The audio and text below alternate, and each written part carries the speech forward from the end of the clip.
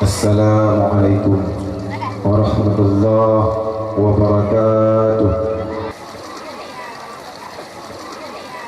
Kasidah yang pun yang akan lomba mudah-mudahan baru sampai, yaitu yang berjudul Harta Berharga.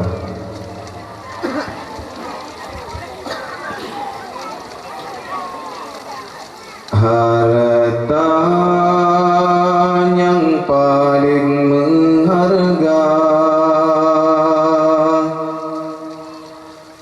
kelak permata atau intan,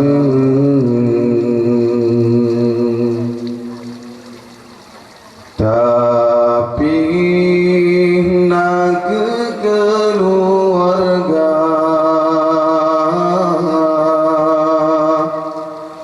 permoga tangan anak sayang, nyan yang Allah beri ke hamba, nepeguna bensiakan lambu ke akhir mata di alam baka kepertolongan anak hai ayah poma bener keturi Tuhan ilme apa solam darah jaga dalam pergaulan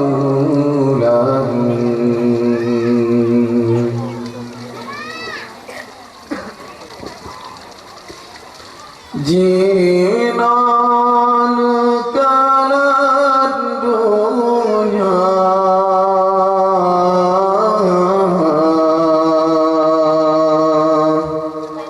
puan alam kesempatan lagi dumbi bangsa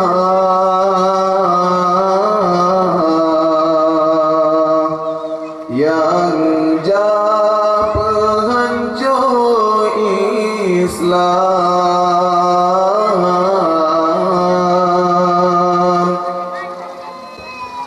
HP dengan setia harum martabat Quran, zina qalbi biasa sangka pacaran poma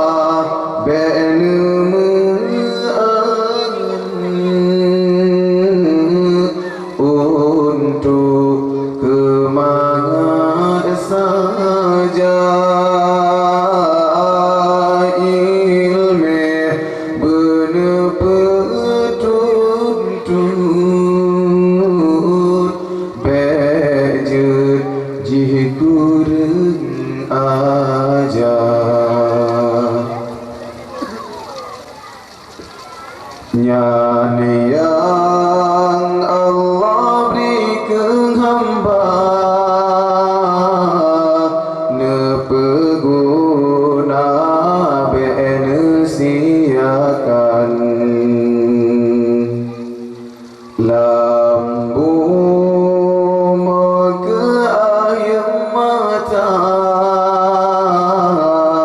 di alam baka kepertolongan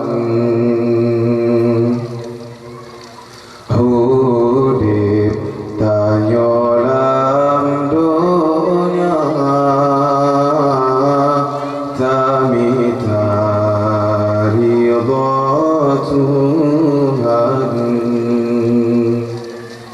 Haram judi ngan riba betahina Al-Quran.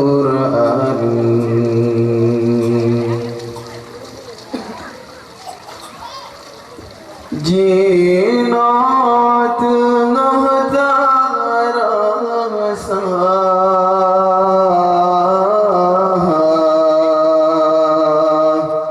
agama kemainan,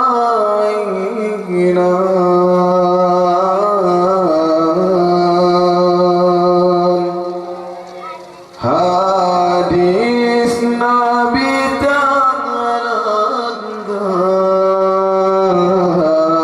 taduka hukum Tuhan. Judi tak berdosa, bangga syita lakukan, malah getanya hina nyona yang beri teguran. Haram yang kana sebab